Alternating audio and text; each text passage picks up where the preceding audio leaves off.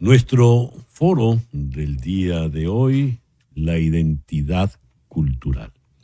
Para abordar este tema, ¿qué es la identidad cultural? ¿En qué consiste?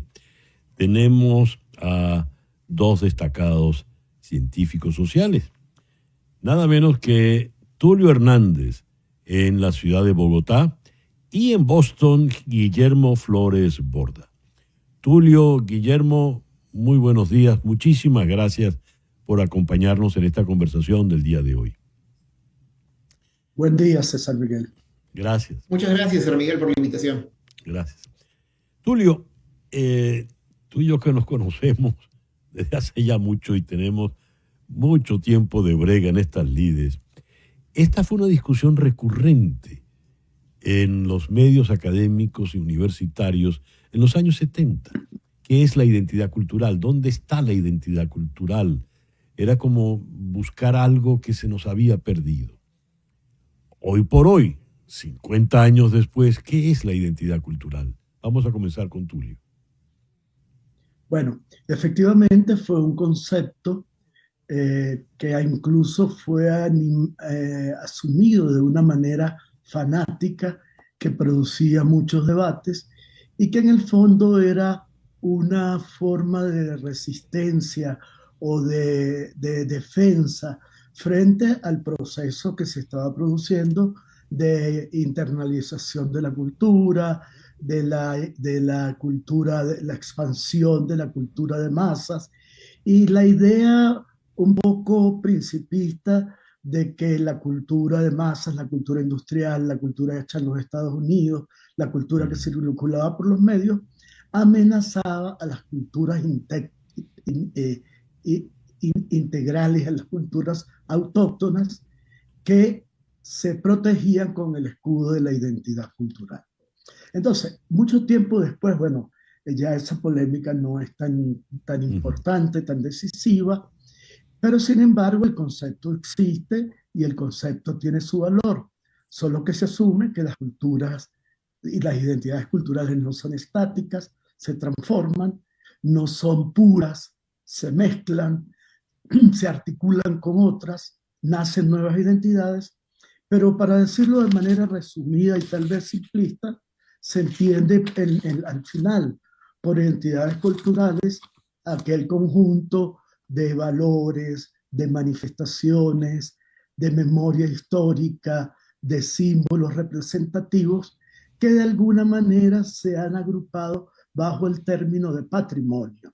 Es decir, en la sociedad hay organizaciones como UNESCO, por ejemplo, que se dedican a organizar, valorar, tratar de preservar lo que se considera el patrimonio cultural de una nación o el patrimonio cultural de una región, o incluso hay valores que se asumen como patrimonio histórico o patrimonio arquitectónico o patrimonio cultural mundial.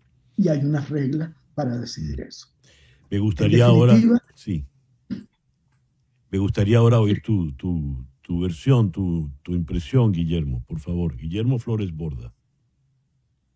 ¿Qué tal? O sea, yo me voy a enfocar en lo que yo suelo estudiar, que son identidades religiosas y políticas, ¿no? Yo me enfoco en la intersección entre religión y política. O sea, una persona puede tener diferentes, o sea, su identidad cultural normalmente puede ser fluida y puede ser interseccional, ¿no? Es decir, puedes tener varios aspectos dentro de tu identidad cultural que la componen.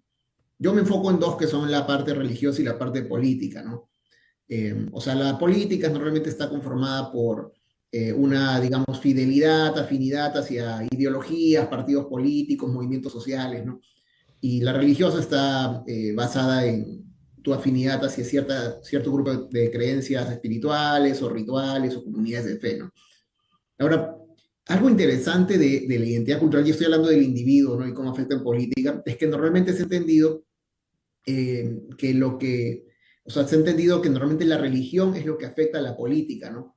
Y eso es una teoría que ha ido avanzando en el tiempo, ¿no? Que tu identidad religiosa determina también tus preferencias y tu identidad política, pero no hace tanto salió un libro de Michel Margolis que explicaba más bien la dirección reversa, ¿no? En que tu identidad política de hecho impacta tu identidad religiosa, ¿no? Es decir, en otras palabras, la identidad cultural uno tiende a entender que está conformada por varios elementos, dos de esos que son los que yo estudio son la religión y política y su interacción, y siempre hemos pensado que la relación entre religión y política es unidireccional, es decir, que la religión impacta en cómo tú crees, cómo tú votas en términos de partidos políticos, pero ahora ya sabemos que en realidad tu identidad política también puede influenciar en qué crees tú, en términos de temas espirituales y religiosos, ¿no? Y eso es importante de cara a Estados Unidos, porque estas investigaciones de las que hablo, sobre todo por el crecimiento de movimientos como el nacionalismo cristiano blanco, ¿no? Como vemos también que hay más latinos evangélicos, o sea, ahora los latinos evangélicos en Estados Unidos son más o menos veintitantos por ciento, pero en 5 años van a ser casi 50% del total de latinos en Estados Unidos. Entonces ya no es algo, o sea, es algo en lo que tenemos que enfocarnos más, ¿no? La intersección de la identidad política con identidad religiosa de cara a las poblaciones que antes, o sea, en teoría son minorías, pero poco a poco ciertos grupos van a ir creciendo más y es importante entender cómo se conforma su identidad cultural, ¿no? Tulio, Guillermo ha incorporado un elemento muy interesante, que es el elemento religioso vinculado al hecho político. Me gustaría tu aporte en este sentido, por favor.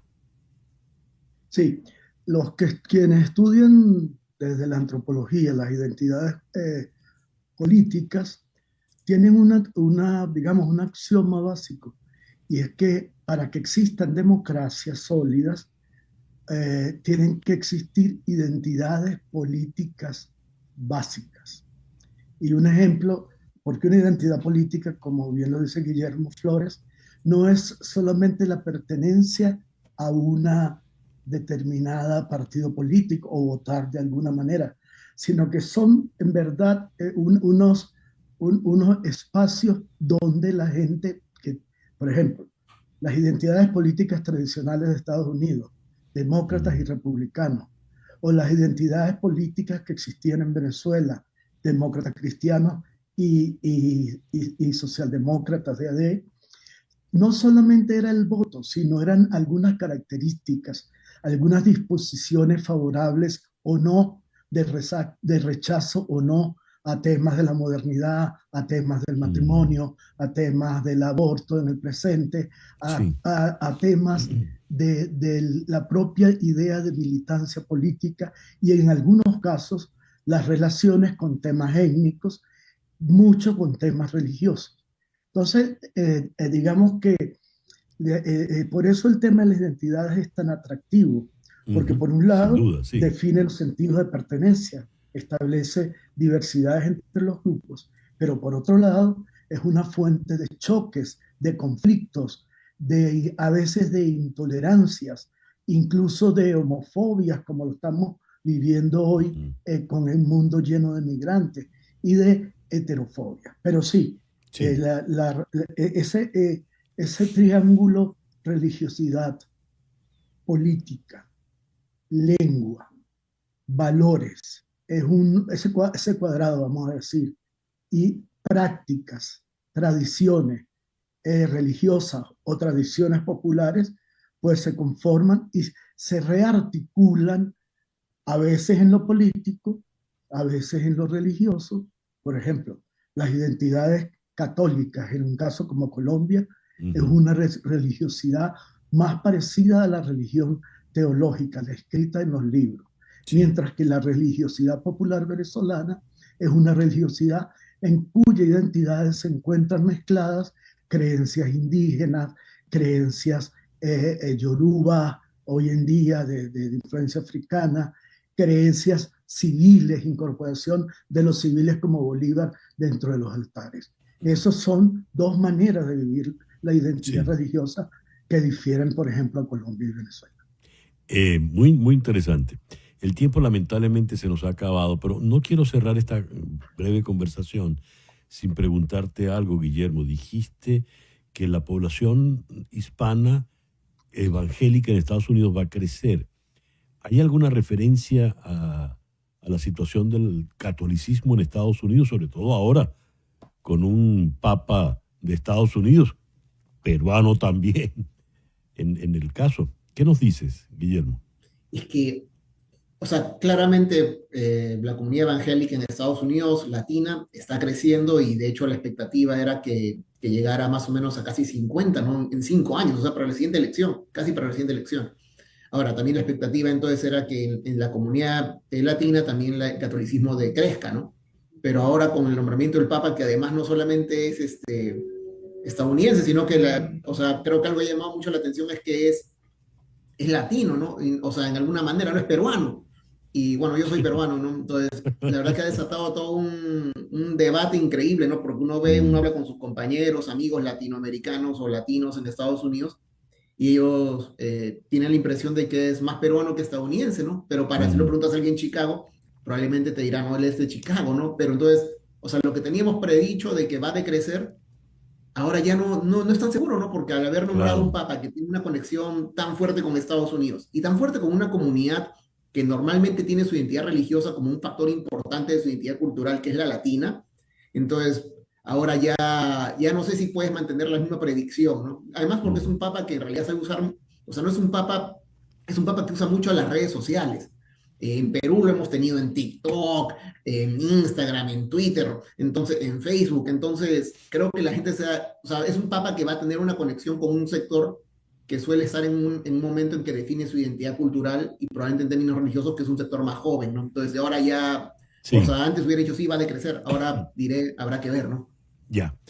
Tulio, Guillermo, muchas gracias por estos minutos en la mañana de hoy. Tulio Hernández en Bogotá, Guillermo Flores Borda en Boston. Ya regresamos en Conexión.